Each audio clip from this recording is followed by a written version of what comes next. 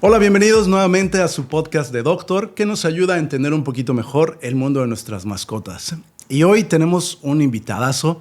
Hoy tenemos al doctor Israel Romero, quien es médico veterinario zootecnista por la UNAM, pero no solo eso, también tiene una especialidad en patología veterinaria. Doctor, bienvenido, gracias por acompañarnos. Hola, buenos días, Edgar. No, muchas gracias a ustedes por la invitación.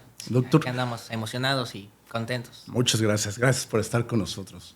Oye, quiero que nos cuentes un poquito porque, por ejemplo, hace ratito antes de entrar al podcast nos decías, no todo el mundo sabe qué es un patólogo, ¿no? Cuéntanos sí, claro. un poquito, ¿qué hace un patólogo veterinario? Sí, esa pregunta es muy buena y sé que suena trillado porque todo el mundo dice eso, pero realmente es que sí es muy buena porque muy poca gente, hablo específicamente de los propietarios de mascotas, conocen esta especialidad o que existe esta especialidad. Casi trabajamos un poco como en las sombras. Pero estoy seguro que más de uno de ellos ya ha tenido contacto con el área. ¿Por qué? Porque antes se le conocía como medicina de laboratorio. Es decir, ya con eso creo que ya nos imaginamos que pues trabajamos dentro de un laboratorio, analizamos cosas y emitimos resultados. Entonces, nosotros nos encargamos de analizar todo lo que sea una especie de fluido, líquido corporal. Todo lo analizamos, es decir, ejemplos. Lo más común, la sangre, la orina.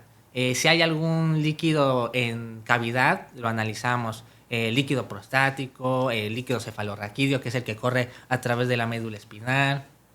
Incluso si hay lesiones como tumores y llegan a secretar sustancias, se puede analizar de diferentes formas. Una sola muestra nos sirve para analizarla de diferentes formas. Todo el mundo se imagina que todo es al microscopio y ver microscópicamente, pero no, hay muchos otros métodos, ¿no? Convergen en el área mucho tipo de disciplinas, o sea, no solamente es hematología, es inmunología, endocrinología, biología molecular, son muchas cosas. Entonces, de todo eso nos encargamos nosotros.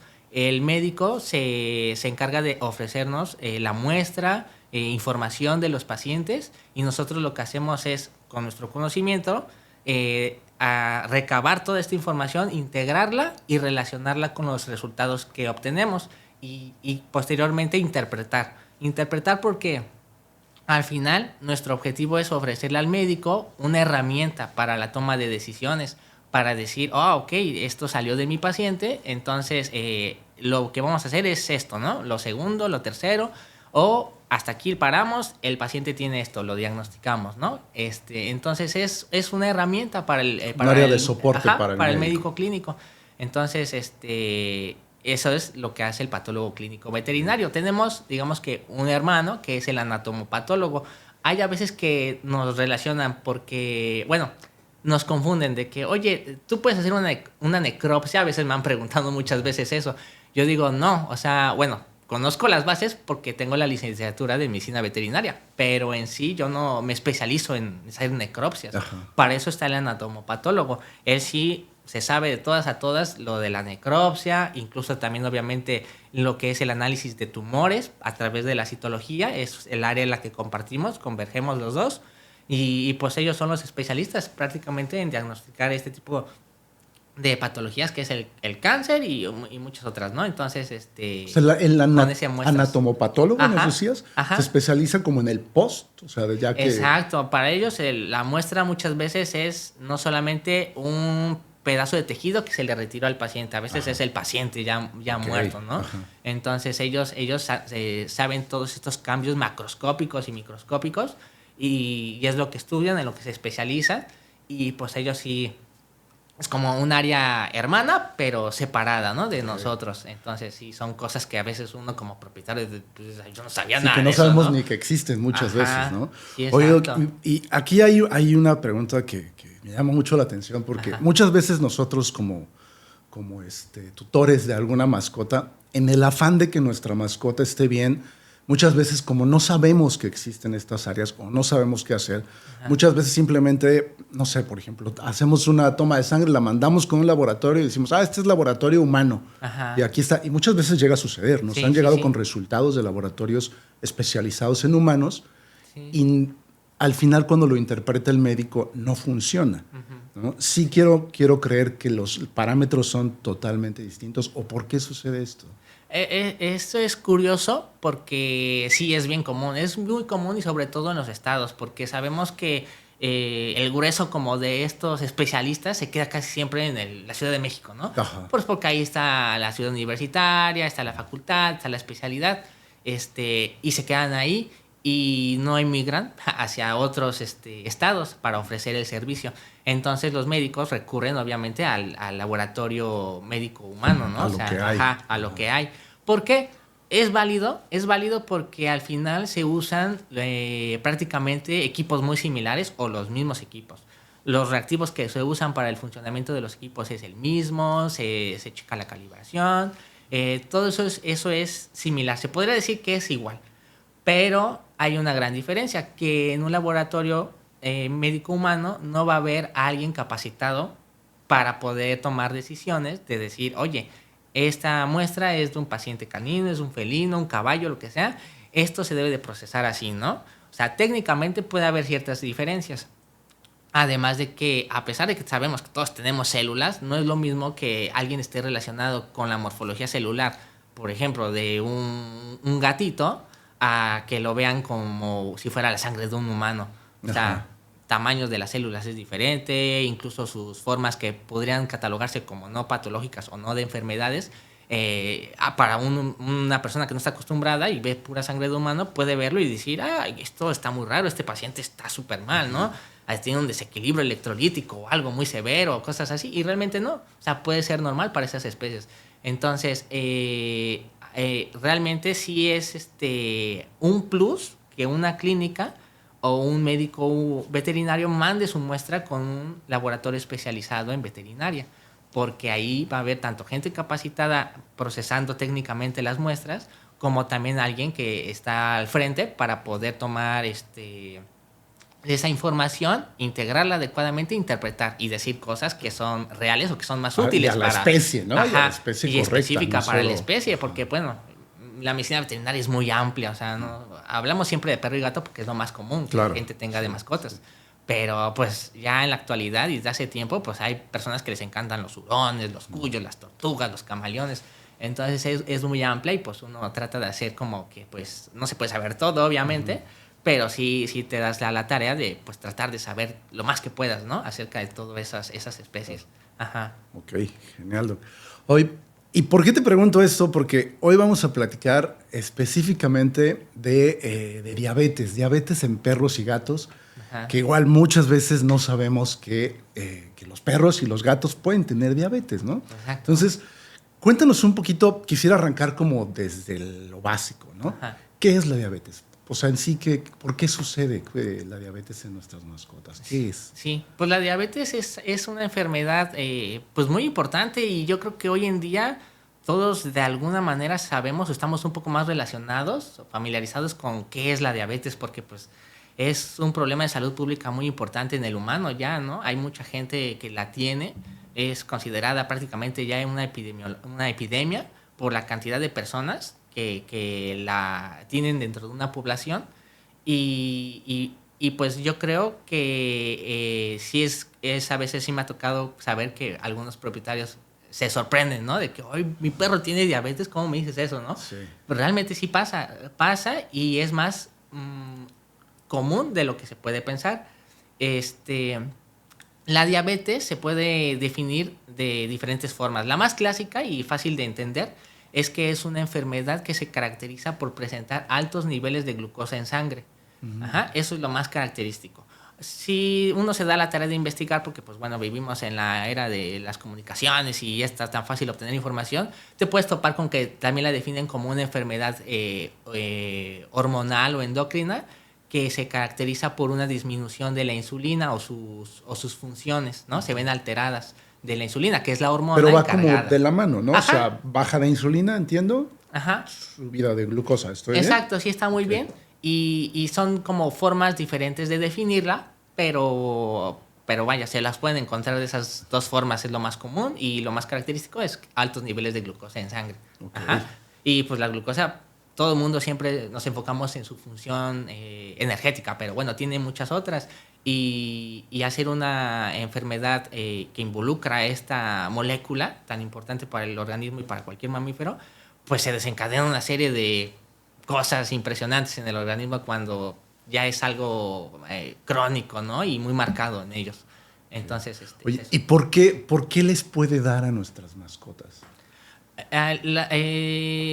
Es algo similar también como con los humanos. Al final siempre yo he dicho o siempre me pongo a analizar, digo, al final todos somos mamíferos, ¿no? Bueno, no todos, pero me refiero a perro, gato, el humano, primates, vacas, caballos, o sea, somos mamíferos, pero hay ciertas diferencias. Entonces, hay algo muy claro que es un origen genético. Ajá. ¿Esa es como la primordial? O sea, ¿de que es genético? Digamos que la primordial sí, o la más drástica para uno, porque, bueno, igual más adelante tal vez vamos a hablar sobre los tipos de diabetes. Ajá. Y uno de ellos es el tipo 1, que es digamos que el más drástico. ¿Por qué?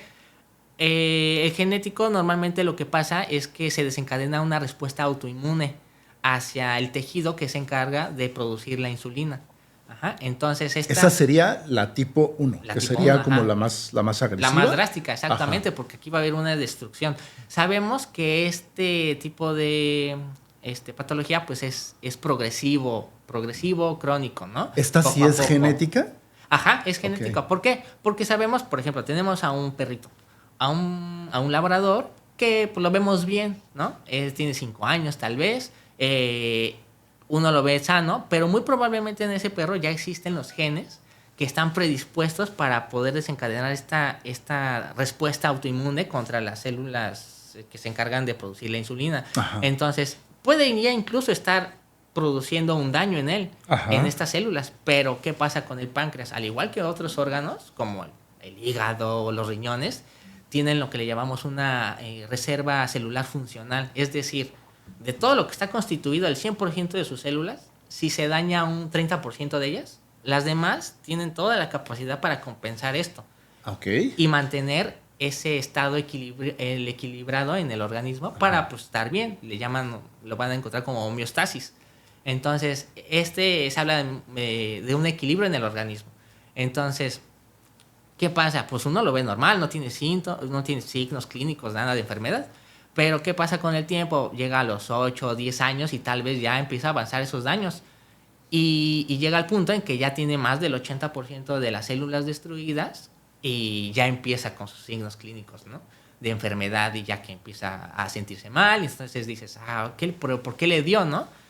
Precisamente por eso. Se empezaron a desencadenar. O sea, lo tuvo desde siempre, desde antes, solamente ha ido de a poquito. Exacto. Incluso más adelante también supongo vamos a hablar del diagnóstico. Ajá, sí, se sí, pueden sí. medir estos, o sea, se puede saber qué tan elevados están estos anticuerpos contra estas células. Ajá. Okay. Obviamente todo esto siempre es más factible o más a la mano de realizar en el caso de medicina humana, porque pues tiene muchísimo más años de camino de evolución. Sí, ya hay más de aquí en nuestro tomar país precisamente, como para que ya digas, voy aquí rápido a un laboratorio veterinario y voy a pedir la prueba. No, pero bueno, existe, ¿no? Está señalado en la literatura. Okay. Entonces, esa es una causa del por qué sucede, ¿no? Este tipo de enfermedad en nuestras mascotas.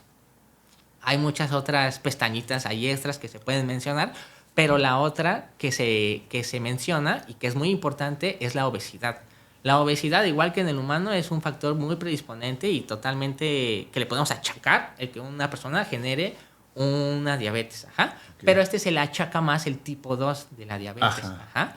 Que lo que sucede es que la obesidad, además de desencadenarnos muchos problemas en general, nos va a generar una especie de resistencia contra la insulina. Ajá, entonces se va a ver disminuida esta función y va a haber mucha glucosa, igual va a haber muchos, se puede presentar estos signos clínicos de... Espera, hay pausa. No, sí. esta frase que dijiste, resistencia a la insulina, ajá, es algo que escuchamos mucho en humanos. ¿Pero sí, qué es esa resistencia a la insulina? ¿Qué significa? Sí, yo creo... Bueno, aquí también me gustaría...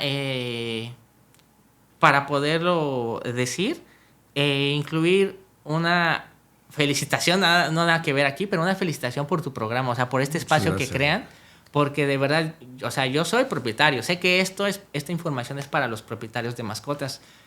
Soy propietario, siempre he sido propietario, siempre he tenido perros, ¿no? Siempre he tenido perros y me encantan los perros. Y sé que cuando uno tiene una inquietud, pues quieres encontrar información, ¿no?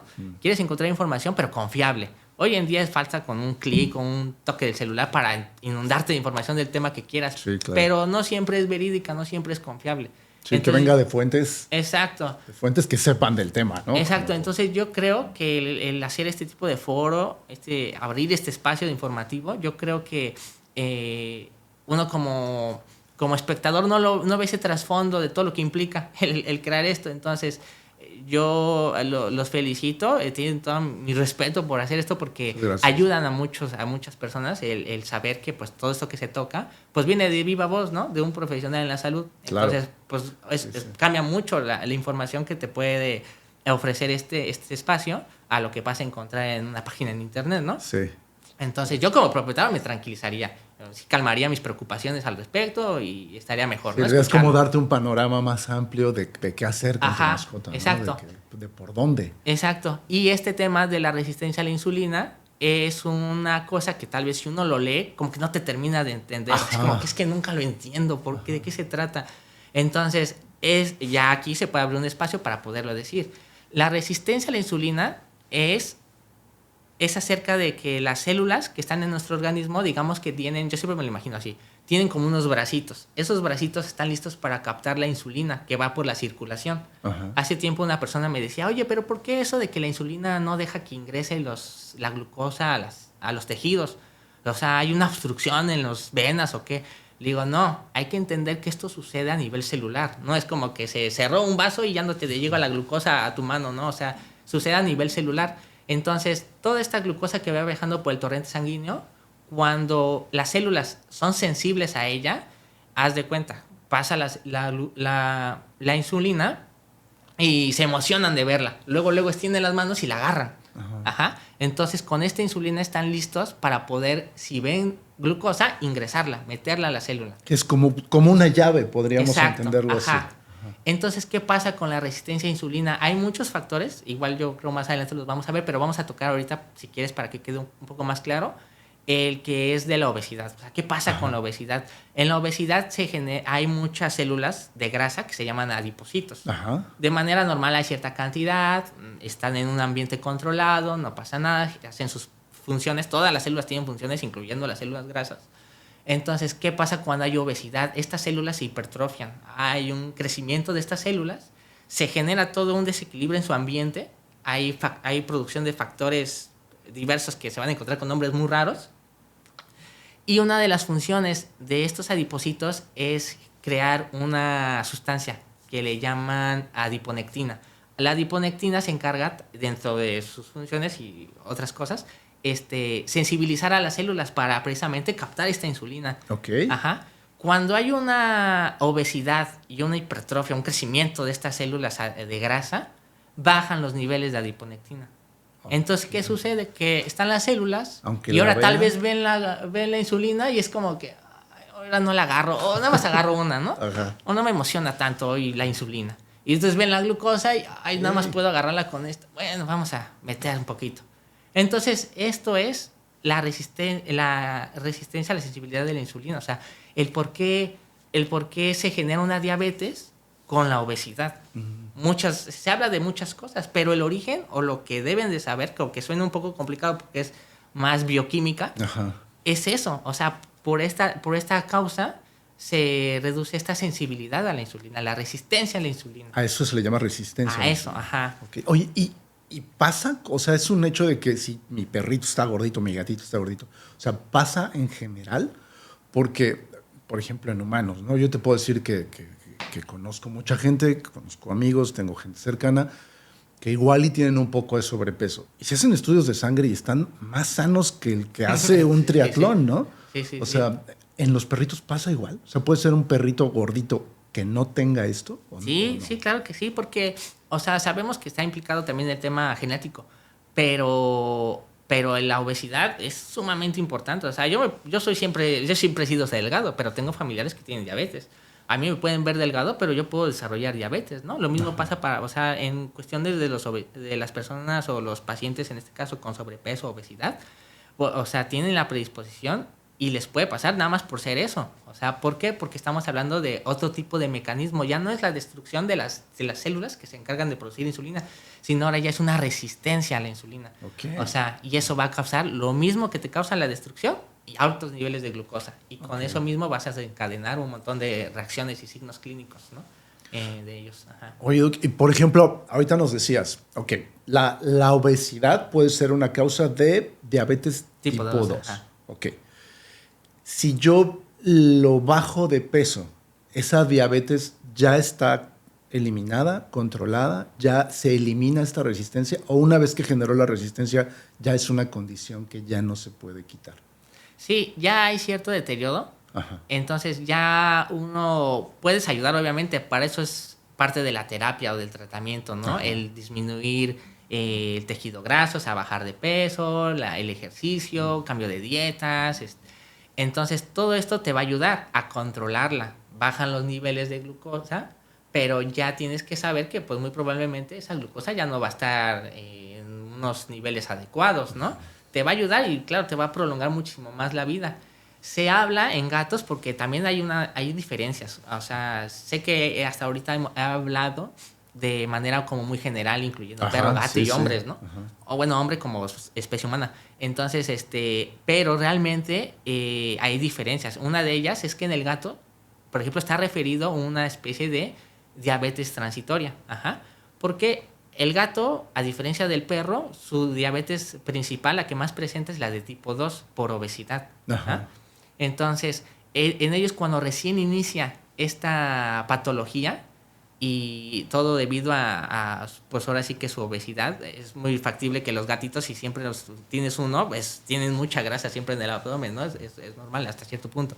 Entonces, si se llega a, de pura curiosidad, diagnosticar en ese momento que el paciente está presentando una hiperglucemia sostenida, es decir, un aumento en la glucosa por 1, 2, 3 semanas, y apenas está iniciando, con un adecuado tratamiento, el paciente puede volver a regresar, él sí, el gato, en este periodo inicial, a una vida normal. O sea, ya otra vez, ya no tener... Está delgadito ya otra vez sí, normal. ya no necesitas tratamiento y eso. Obviamente siempre hay que cuidarse, ¿no? Ajá, siempre hay que cuidarse y pues hay que tratar de mantenerse así. Pero no es lo mismo en un No es lo mismo, perro. no es lo mismo en perro. En perro no existe eso. Entonces es una diferencia importante. Además, en el perro, el tipo de diabetes más común es el 1.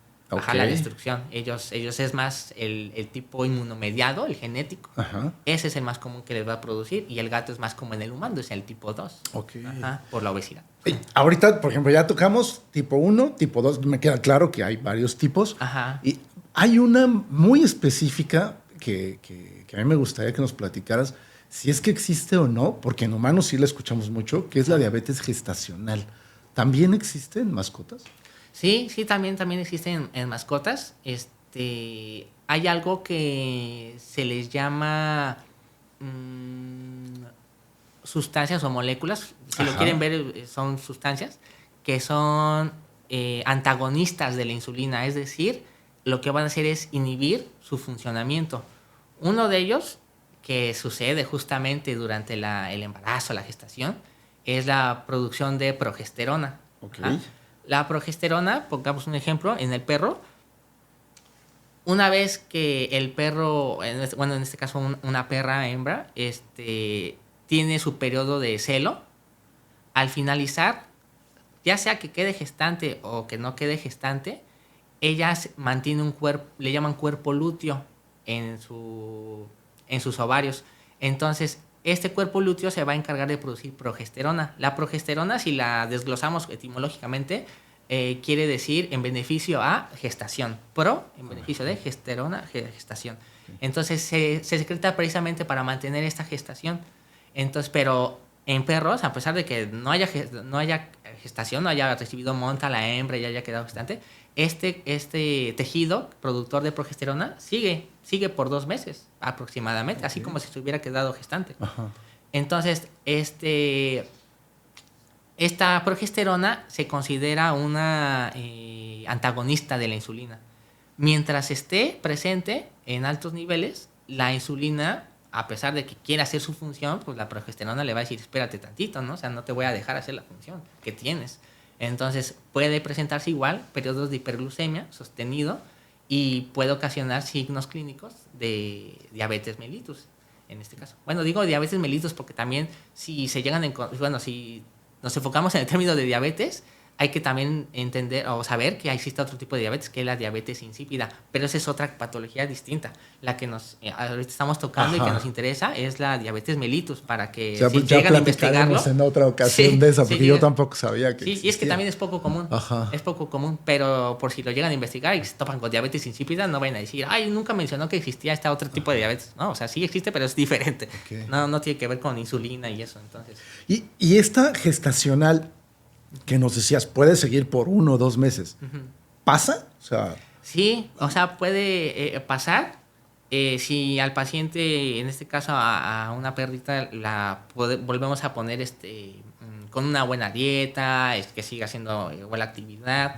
Eso le va a ayudar muchísimo a volver a tener otra vez su salud normal, ¿no? No pasar o mantener esa diabetes gestacional. Pero esta me imagino que sí, no hay como mucha forma de prevenirla, ¿no? O sea, puede suceder o no suceder. O sea, es como... Sí, y básicamente se ve más, o se tiene la teoría de que precisamente es en las perras que ya llevaban un daño en el páncreas progresivo. Digamos que en una perrita que no tenía este daño, no sé, nada de daño en el páncreas y queda gestante, muy probablemente no desarrolle diabetes gestacional. Pero ¿qué pasa si ya tenía un daño? Aunque no haya llegado al punto de generarse por sí solo diabetes tipo 1, ya acompañado de esta producción de progesterona que es antagónica a la insulina, pues ya junto ya puede empezar ahora sí a esa perra sí presentar una diabetes gestacional. Es una teoría, ¿no? Que se me hace bastante creíble. Oye, y ahorita, por ejemplo, mencionabas, porque seguramente ya traía algún daño en el páncreas. ¿Por qué en el páncreas? ¿Qué pasa ahí? En el páncreas se va a producir lo que es la insulina. Específicamente le llaman las células beta pancreáticas. Dentro de los islotes del páncreas hay muchas células y esas células hay una parte que es las células beta, o sea, así se les denominaron, y ellas producen la insulina. Entonces, cuando hay este daño, se han hecho, por poner el ejemplo, se han hecho cortes histológicos de pacientes con diabetes que murieron, se hace la necropsia, se revisa el páncreas y se encuentran lo que le llaman infiltrados linfoplasmocíticos, que apoyan la teoría de que evidentemente fue un proceso inmunomediado y destruyeron o degradaron estas células pancreáticas. O sea, ya venía con daño, por lo tanto no se produjo insulina. Eso fue lo que generó el cuadro. El cuadro de diabetes mellitus. Ok. Justo por aquí, entre mis dudas, tenía justamente esa, ¿no? Que, o sea, ya me comentabas que puede ser genético, puede ser por obesidad, ya platicamos que puede ser gestacional. Y otra de las dudas era, bueno, ¿se puede generar por un daño en otro lado? Pero ya sí, me queda claro que, si se daña el páncreas, entonces también genera esta diabetes, ¿no? Prácticamente. Sí, de hecho, básicamente yo creería que cualquier especie que tiene un páncreas es susceptible a desarrollar diabetes.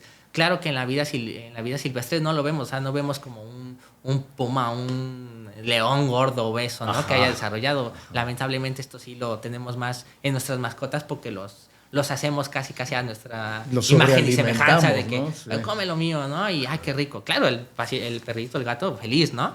Pero sí hay que saber que pues podemos estarles haciendo un daño, ¿no? Predisponiéndolos a esto. Entonces, hurones, cuyos, tortugas, aves, pueden padecer igual diabetes. Obviamente hay literatura que hace referencia en cosas experimentales, pero si no se cuida uno en casa con sus mascotas, que las procures por ellas, les puedes provocar diabetes. Entonces, se habla del páncreas y otras cosas, como tú dices, que se generen en otra parte del organismo, que te generen un daño pancreático o que produzcan diabetes en nuestras especies, las hay. O sea, una de ellas es pancreatitis. Pancreatitis tiene diferentes factores que la pueden provocar, ¿no? Entonces, si hay una pancreatitis, puede haber un daño a sus células y ese daño a las células desencadenar una diabetes. Enfermedades como otras hormonales como el Cushing, que le llaman, que es muy sonado, se produce altos niveles de cortisol. Cortisol es otra hormona antagónica que bien te puede producir diabetes mellitus también. Si hablamos, por ejemplo, de tumores, neoplasias. Pero tengo entendido que el Cushing también se puede dar porque nosotros sobremedicamos o mal medicamos, Sí. ¿no? Nuestras mascotas. Sí, claro. O sea, yo entiendo entonces que yo le puedo generar un cuadro de diabetes por una mala dosificación de mi medicamento. Sí, claro, porque es muy usado para tratar diferentes enfermedades, el cortisol y todo lo que son corticosteroides, porque son desinflamatorios. Ajá. Entonces, lo que le pasa es que se le llama iatrogenia. Okay. Algo que el médico o el propietario, a través de algo que hizo con su mascota, el paciente, le provocó una enfermedad, ¿no? En este caso sería un Cushing iatrogénico, ¿no? Okay. Y puedes provocar la diabetes después, posteriormente. O sea, está bien referenciado en la literatura que el Cushing te puede desarrollar diabetes en ciertos casos, ¿no? Okay. Entonces es uno de ellos. Cuando hablamos tal vez de un tumor, tal vez en páncreas, el más común normalmente siempre en veterinaria pues le llaman insulinoma, que genera todo lo contrario a la diabetes. Pero sí hay otros tipos de cáncer, por ejemplo adenocarcinomas, que te pueden provocar una destrucción del tejido del páncreas y generarte diabetes. Okay. Entonces hay muchas como que es una plática interesante, larga obviamente, y pues... Pero si se dañan varios órganos, sí puede generar como una cadenita que dé. Sí, exacto. O sea, sí puede... Obviamente, mientras más complejo nos los imaginemos, es menos probable, pero de que se puede pasar, puede pasar. Oye, ¿y hay algún otro tipo? O sea, ya hablamos de la tipo 1, tipo 2, gestacional. ¿Hay algún otro? Pues hay un intento en medicina veterinaria por querer como hacer esta clasificación para la diabetes más correcta para nuestros pacientes, ¿no? Nuestras especies.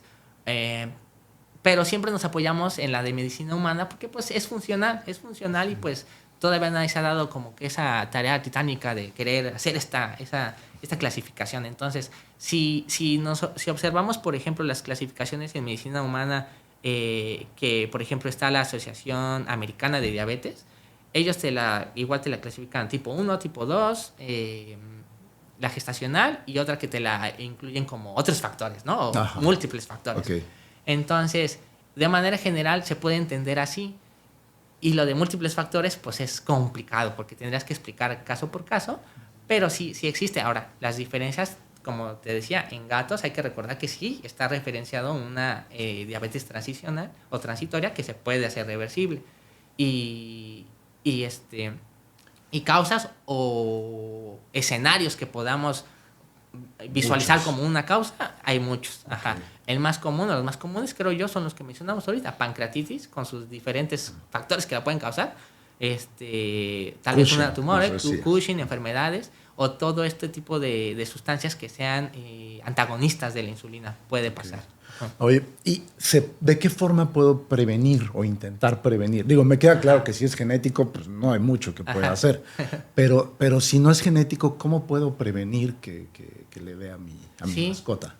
Pues incluso, aunque haya esa parte genética, siempre una buena alimentación, unos buenos hábitos de actividad, no caer en el sedentarismo. O sea, me refiero a que también en los pacientes, los perros, los gatos, hay que tratarles de enriquecer su ambiente para que tengan actividad física, haya muchos alimentos balanceados específicos para estos pacientes, para que no sean obesos. Todo esto, a pesar de que puede existir este factor genético, o sea, les va a ayudar muchísimo y va a prolongar muchísimo su vida y van a estar bien. O sea, les va a ayudar mucho. Esto de la obesidad es muy importante en esta enfermedad, y los hábitos que tengamos, ¿no? O sea, básicamente es alimentación y, pues, por decirlo así, ejercicio. Sí, exacto. Sí, ayuda mucho. ¿Por qué? Porque... Ay, perdón. Vamos a ver que la glucosa no es lo mismo que comas alimentos que te generen picos elevadísimos de glucosa en un instante, a unos que se vayan digiriendo poco a poco, ¿no? Que a veces esos tipos de alimentos o que consumimos le llaman más normoglicemiantes, ¿no? Algo así, para conservar como esa glucosa, que no se eleve tanto, ¿no? ¿Por qué? Porque al final esos golpes de glucosa picos, pues le van a terminar dañando, ¿no? Al páncreas y estas células. Entonces, hay de manera indirecta, pero va a pasar. Entonces sí, este tipo de tratamientos para la diabetes se generan esos pilares. alimentación, ejercicio y la insulina en dado caso de que pues, sea tipo 1 que necesita fuerzas de insulina, ¿no? Okay. Ajá. Que aquí también es importante resaltar que en gatos, a pesar de que sabe que es tipo 2 y que pues antiguamente, o no sé cómo decirlo, anteriormente se consideraba como no insulino dependiente, ya se sabe que, o sea, sí puedes darle insulina y responde muy bien el paciente, o sea, sí puede ser también insulino dependiente, ¿no? Okay. Un paciente gatito que tenga tipo 2. Entonces, no hay que quedarnos con esa idea estricta de que no se le puede no, colocar. No, es tipo 2, ¿no? ¿Para qué le vas a dar insulina? Sí. No, hay casos en los que sí. Que es necesario. Ayuda y es necesario. Okay. Ajá. Oye, ¿y cuáles son los signos que yo vería en mi mascota? Signos de alarma que yo diría, oye, necesito llevarlo al médico, porque, bueno, el médico veterinario, porque tal vez puede presentar diabetes. ¿Qué voy a ver en mi perrito? Ajá. O en mi gatito? Sí, aquí hay me acuerdo mucho de cuando estudiaba la carrera que nos decían que era la enfermedad de las 4 P's. Ajá. Las 4 P's que hablan de, son términos que yo voy a explicar, poliuria, polidipsia. Poliuria es que orina mucho el paciente. Ajá. Okay. La polidipsia es que toma mucha agua. Ajá. Luego está la polifagia, que come mucho. Y luego está la pérdida de peso. Entonces son 4 cosas que son características de la enfermedad. O sea, aunque coma mucho, ajá, ¿pierde peso? Ajá, los puedo explicar. La poliuria, que va a orinar mucho, se debe a algo que le llaman diuresis osmótica. La glucosa que va a salir por los riñones, porque llega hasta la orina, normalmente eso no pasa porque toda la glucosa se reabsorbe. Pero, ¿qué pasa en el diabético? Es tanta la glucosa que está pasando que no alcanza a reabsorber toda. Y la glucosa se considera, o se le conoce también como un... déjame acuerdo, es... Ay, aquí voy a tener que... Vamos a tener una pausa, pero deja recuerdo. Osmótica. Ya, perdón. Ya, ahora sí. Se le considera una partícula osmóticamente activa. Es decir, jala agua. Ajá. O sea, la glucosa no se va a ir sola. Va a decir, yo voy a agarrar agua. Entonces, ¿qué pasa con el paciente? Puede caer dentro de la deshidratación y el organismo, para prevenir esta deshidratación, hace que el paciente quiera tomar agua. Okay. Entonces es compensatoria, es como secundaria a esta poliuria, esta que está orinando mucho. Ajá. Luego está la polifagia. La polifagia es básicamente porque las células, a pesar de que hay mucha glucosa, no están entrando dentro de las células. El tejido de que te va a dictar la saciedad, que te va a decir, ya párale de comer, no pasa nada, el centro de saciedad se ve precisamente activado por la glucosa. Si no entra a él, pues va a decir, oye, no entra glucosa, sigue comiendo, come, ajá, por favor, porque pues no tengo glucosa, ¿cómo sé que ya estás satisfecho? Y por eso andan comiendo y comiendo y comiendo. Pero sí, tienes razón, dices, qué raro, ¿no? Y además se supone que los obesos están predisponentes a diabetes, porque de repente están flaquitos, o los ves que perdieron mucho peso y están todos decaídos. Ese es cuando ya llega una etapa ya más crónica, ya más complicada. Al inicio pudo haber sido un paciente gordito, pero ya una vez que inició con los signos, se puede decaer mucho si no recibe tratamiento y llega, en vez de ahora tener polifagia, o sea, que quería comer mucho, ya ahora ya está deprimido, ya no quiere comer, ya está muy mal, ¿no? Entonces eso pasa con ese término. Y pues así, la pérdida de peso es por eso, porque también la insulina tiene también, por ejemplo, otro tipo de funciones. Entre ellos se va a ver, no sé si ahondar mucho en el tema porque es muy bioquímico, pero es la generación de macromoléculas y todo, o sea, a aportar para que haya también este tipo de, no pierdas, por ejemplo, musculatura y muchas otras cosas. Entra un desequilibrio general, metabólico importante, ajá. Okay. Entonces, por eso que yo he tenido la experiencia de tener de repente conocidos que pues tú los veías formidos, grandes. Ajá, y de repente los encuentras y ves, oye, ¿qué te pasó? Me dio diabetes, ¿no? Entonces dicen, es por eso. O sea, okay, es algo irónico, pero pasa. ¿Y es lo mismo? O sea, ¿voy a ver estos mismos síntomas en perro y gato? Ya. ¿Esos ahí son igual? Sí, digamos que es lo mismo. Se habla de muchos otros signos clínicos. Por ejemplo, pues pueden ser pacientes que tienden mucho a presentar infecciones. ¿Por qué? Porque pues, la glucosa es un sustrato muy rico para las bacterias. Si está ahí, van a querer crecer donde estén, ¿no? Uh-huh. Entonces se habla de infecciones, se habla, en el caso del gato, de algo que le llaman una neuropatía diabética, que es que el gato empieza a presentar una posición que le llaman de plantígrado.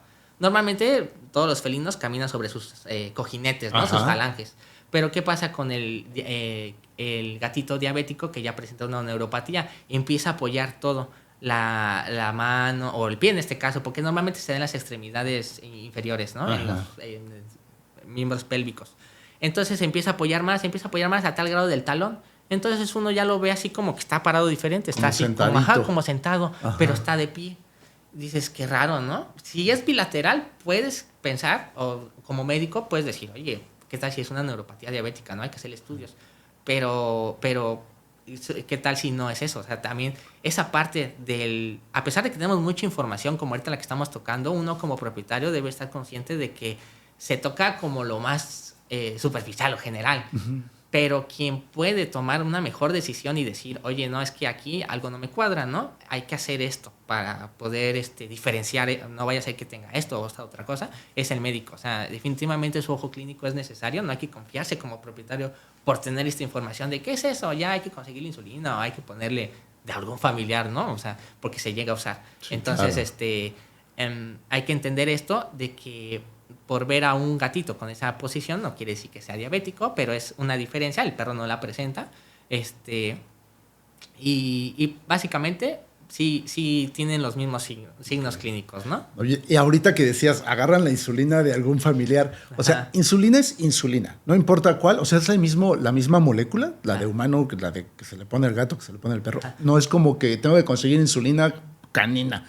O sea, sí, no, ya hablando de insulina como tratamiento, sí necesitas buscar una que sea en específico para tu perro, tu gato. O sea, sí es diferente. Sí es diferente y además hay que tratar de recalcar que el tratamiento para el paciente diabético, a pesar de que lo marcamos ahorita como algo general, tiende mucho a que el médico trate cada caso como de manera individual, porque no todos tienen los mismos requerimientos, no todos los mismos lo presentaron a la misma edad. Hay pacientes que ya son gerontes, ya son grandes y necesitan otro tipo de terapia, a diferencia de los pacientes que son más jóvenes. Entonces, todo esto, no hay mejor opción que el médico te diga, oye, ¿sabes qué? Con este pacientito vamos a utilizar este tipo de insulina, vamos a quitarle esto a su dieta, pero vamos a agregarle esto, vamos a hacer muchos cambios y hay que recordar que pues esto también de la implementación del tratamiento y ver su efectividad, pues es algo que poco a poco, o sea, no hay que desesperarse como propietarios porque es una tarea difícil, porque además es tarea que se lleva muchas veces el propietario a casa, ¿no? Claro. Que tienes que hacerlo y tienes que estar ahí.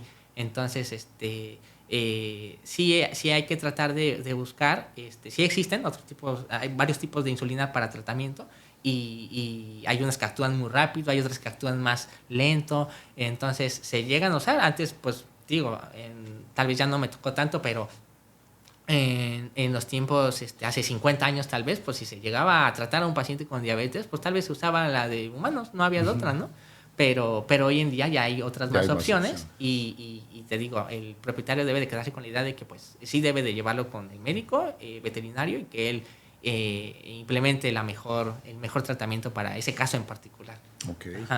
Oye, y si yo ya vi los signos de alarma que nos estás comentando en mi mascota, con esto no quiero decir que agarren y lleven a sus mascotas a que les hagan un estudio directo con un patólogo. Simplemente quiero como abrir el panorama de cuál es el estudio, cuáles son los estudios como generales que se recomiendan cuando vemos ya este tipo de signos.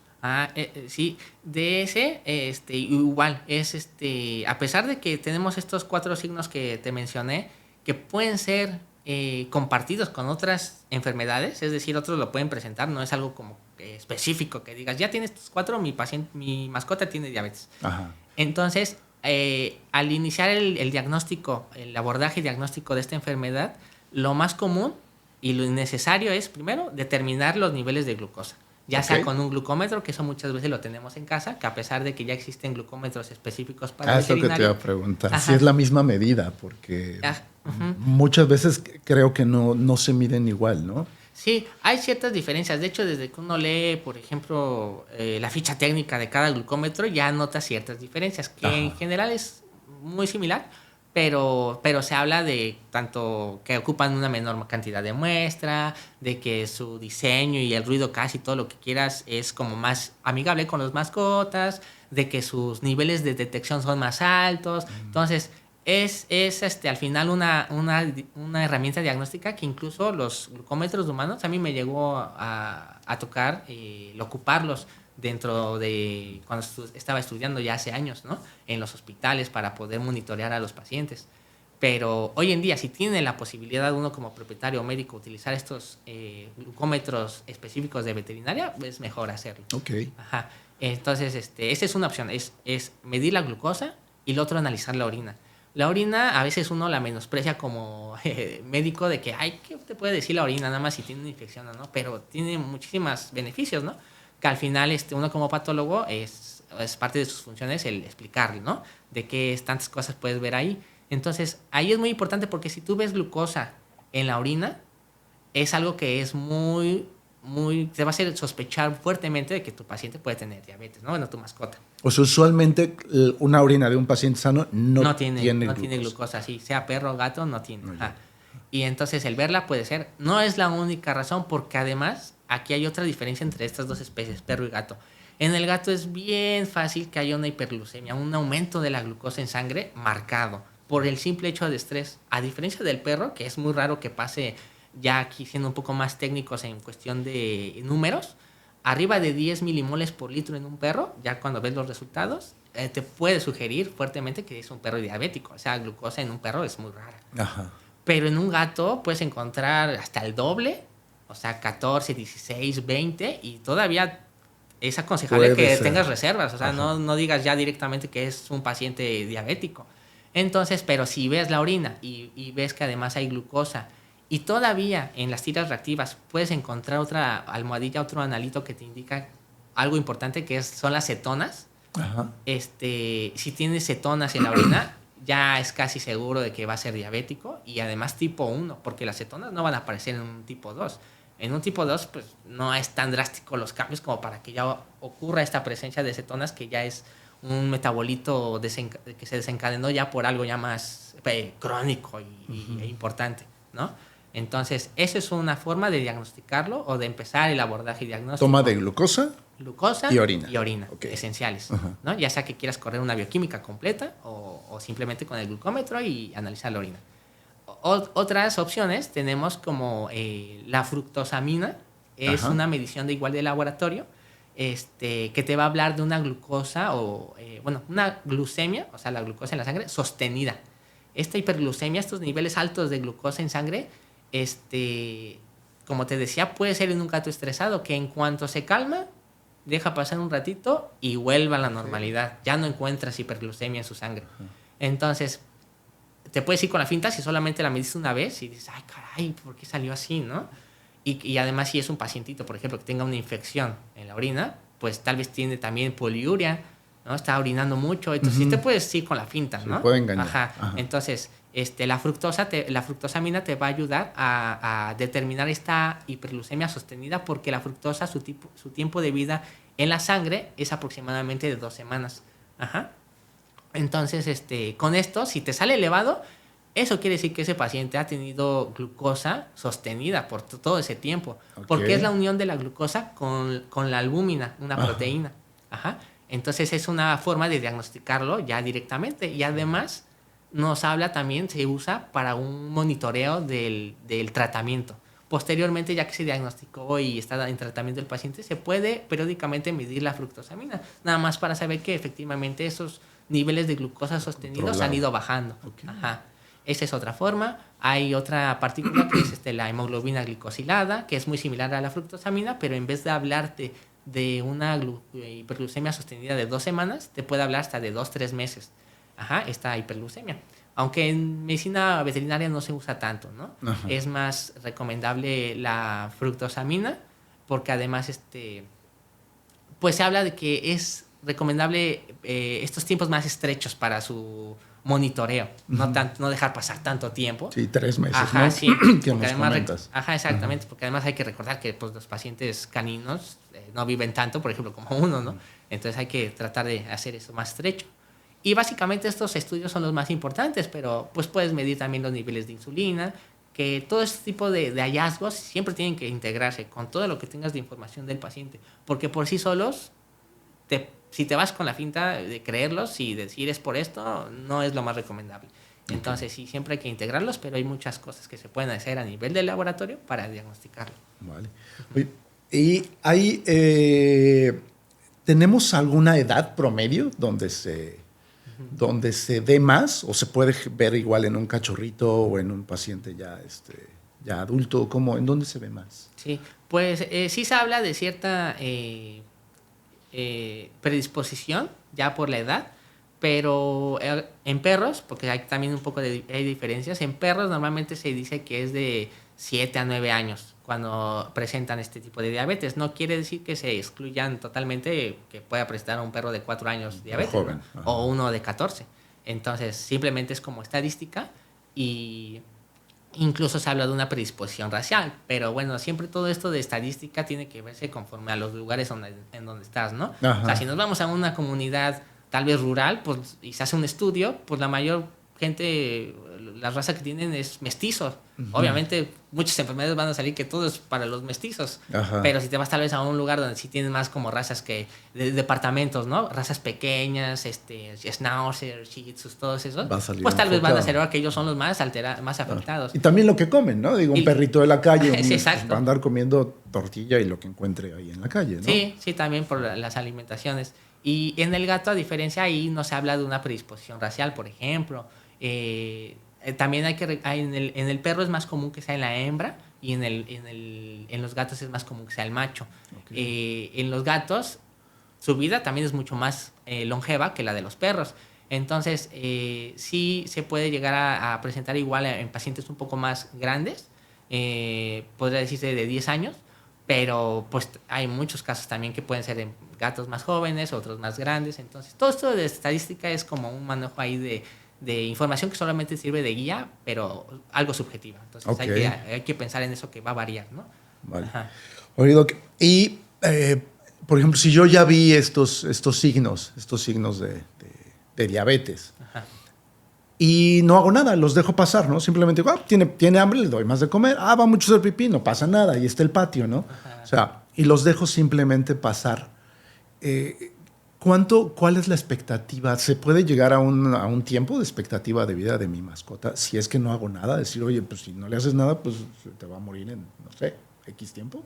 Sí, pues yo sí he llegado a leer ese dato de que normalmente se puede manejar un promedio de 5 años, pero eso va a variar mucho también porque no es lo mismo que un pacientito de 5 años que empezó a presentar la diabetes a uno que ya tenía 13, ¿no? Y que ya era un pacientito ya viejo. Entonces, igual, si se le presenta la diabetes en ese tiempo, pues tal vez le va a ir peor en menos tiempo, ¿no?